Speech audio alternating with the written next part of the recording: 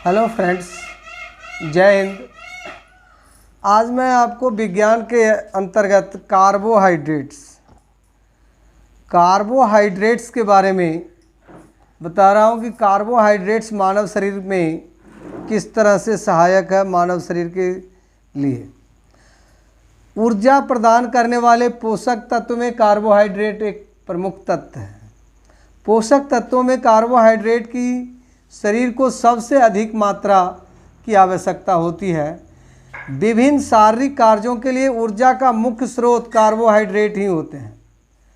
आहार में सम्मिलित कार्बोहाइड्रेट भोजन करने के बाद पाचन तंत्र में विभिन्न एंजाइमों के प्रभाव द्वारा अपनी सरलतम अवस्था यानी ग्लूकोज में परिवर्तित हो जाते हैं। यह ग्लूकोज शरीर द्वारा अवशोषण के बाद विभिन्न कोशिकाओं में ले जाया जाता है, जहां इसका रासायनिक प्रक्रियाओं और ऊर्जा के उत्पादन में उपयोगी होते हैं। 1 ग्राम कार्बोहाइड्रेट 4 किलो कैलोरी ऊर्जा प्रदान करता है। कार्बोहाइड्रेट 2 प्रकार के होते हैं, एक गुड कार्बोहाइड्रेट, एक बैड कार्बोहाइड्रेट। गुड कार्बोहाइड्रेट जो है वो फाइबर युक्त होता है और प्रोसेस्ड नहीं होते। इनमें कार्बोहाइड्रेट कम मात्रा में और विटामिन मिनरल्स जैसे पोषक तत्व अधिक मात्रा में होते हैं। ऐसे कार्बोहाइड्रेट शरीर में धीरे धीरे अवशोषित होते हैं और रक्त शर्करा के स्तर को तेज़ी से नहीं बढ़ाते। ये शरीर में कोलेस्ट्रॉल के स्तर को घटाने और कब्ज से बचाव में भी मदद करते हैं। कार्बोहाइड्रेट जो बुरे हैं, रिफाइंड और प्रोसेस्ड होते हैं, वह बहुत कम मात्रा में फाइबर से युक्त होते हैं। इनमें कार्बोहाइड्रेट्स अधिकता में और अन्य पोषक तत्व बहुत कम मात्रा में होते हैं। कार्बोहाइड्रेट्स पाचन के बाद, जो बुरे कार्बोहाइड्रेट्स हैं वो पाचन के बाद तेज़ी से अवशोषित हो जाते हैं, इसलिए इन्हें खाने के बाद ब्लड शुगर में तेज़ी से वृद्धि करते हैं। हमें ऐसे खाने से बचना चाहिए और डायबिटीज़ के रोगियों को दृढ़ता से इनका सेवन नहीं करना चाहिए। डायबिटीज़, पॉलीसिस्टिक्स ओवरी सिंड्रोम, कब्ज, हृदय रोग आदि जैसे कई स्वास्थ्य समस्याओं को भी ये बैड कार्बोहाइड्रेट्स बढ़ावा देता है। कार्बोहाइड्रेट्स के जो अच्छे कार्बोहाइड्रेट्स हैं उनके स्रोत साबुत अनाज, साबुत गेहूँ, फलियां व दालें, सेम, मटर, फल, सब्जियां, चोकर युक्त गेहूं का आटा भी होता है।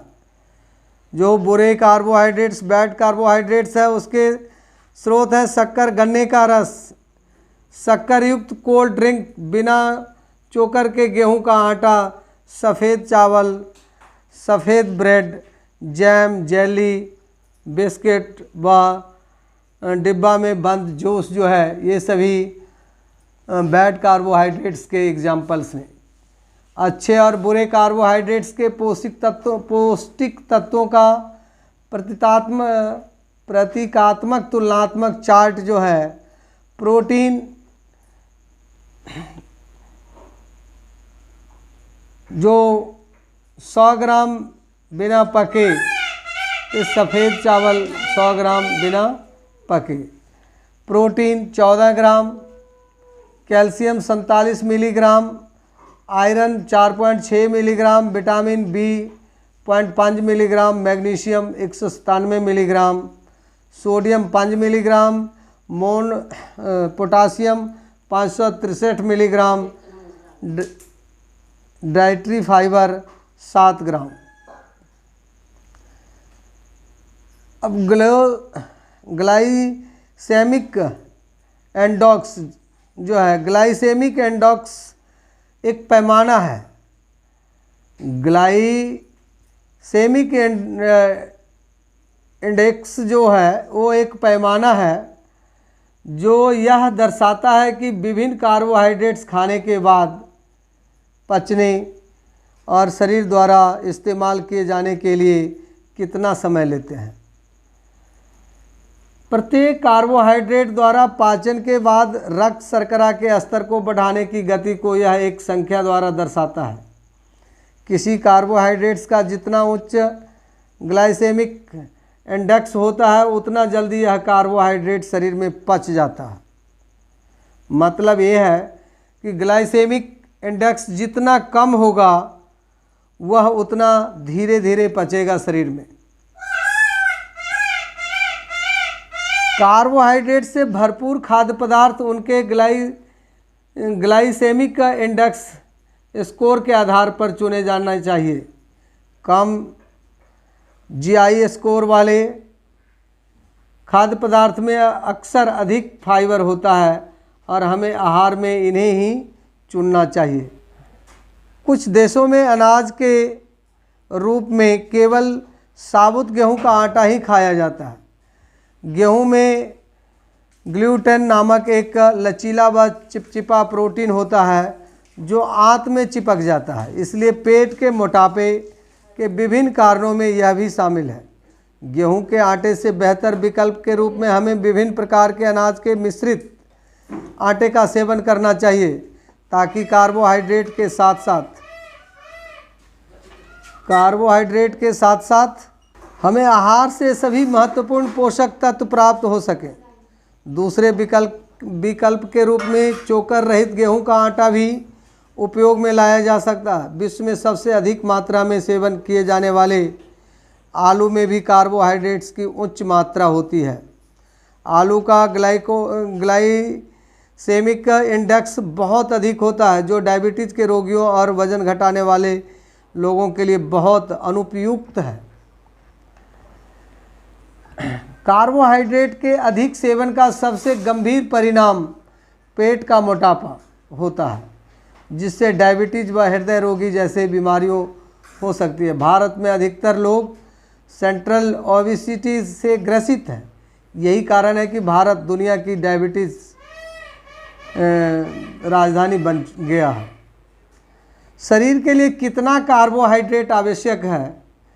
तो कार्बोहाइड्रेट शरीर में ऊर्जा का मुख्य स्रोत है, इसलिए कुल कैलोरी का लगभग 65% भाग कार्बोहाइड्रेट से मिलना चाहिए।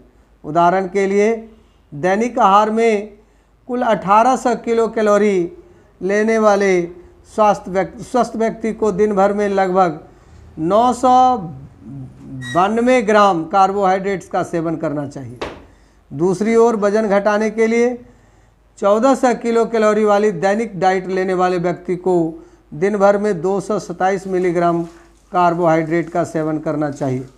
हमें अपने शरीर की दैनिक आवश्यकता के अनुसार ही कार्बोहाइड्रेट का सेवन करना चाहिए। इनमें भी अच्छे कार्बोहाइड्रेट्स का अपेक्षाकृत अधिक मात्रा में सेवन करना चाहिए क्योंकि इनके कई स्वास्थ्य लाभ हैं और बुरे कार्बोहाइड्रेट का सेवन सम्मिलित कर रखना चाहिए, कम सीमित रखना चाहिए। मतलब बुरे कार्बोहाइड्रेट्स का सेवन सीमित रखना चाहिए। हमें एक बार में भोजन में कार्बोहाइड्रेट को अधिक मात्रा में नहीं खाना चाहिए। रक्त शर्करा के स्तर को संतुलित रखने के लिए दिन भर के भोजन में शामिल कार्बोहाइड्रेट्स की कुल मात्रा 4 भागों में विभाजित कर इसका सेवन करना चाहिए। रात के खाने में कार्बोहाइड्रेट का सेवन कम से कम करना चाहिए। 2000 किलो कैलोरी ऊर्जा के लिए 10 ग्राम फैट और 10 ग्राम खंड सारी यानी बिना रिफाइन की गई शक्कर, दाल 75 ग्राम, डेयरी उत्पादन 250 ग्राम, 450 ग्राम फल और सब्जियां, 250 ग्राम अनाज, 5 ग्राम फैट, 5 ग्राम शक्कर, 2 से 3 भाग मतलब 30 ग्राम दालें लेना चाहिए, 100 ग्राम डेयरी उत्पाद और 100 ग्राम जो है वह सब सब्जी के रूप में हरी सब्जी लेना चाहिए। 30 ग्राम दाल के रूप में लेना चाहिए। फाइबर कम से कम 30 ग्राम प्रतिदिन लेना चाहिए। प्रति व्यक्ति शारीरिक व्यायाम 6000 कदम चलना और 250 सीढ़ियों चढ़ना उतरना एक स्वस्थ व्यक्ति के लिए ज़रूरी है। पानी की मात्रा 2 से 8 गिलास, 2 लीटर या 8 गिलास प्रतिदिन। नींद 7 से 9 घंटे नहीं, 6 से 7 घंटे प्रतिदिन। सफ़ेद नमक की जगह सेंधा नमक का प्रयोग करना शरीर के लिए बहुत ही लाहेमंद है। दोस्तों, कार्बोहाइड्रेट्स के बारे में आज बस इतना ही। कल अगली चैप्टर में प्रोटीन के बारे में बताया जाएगा। जय भारत।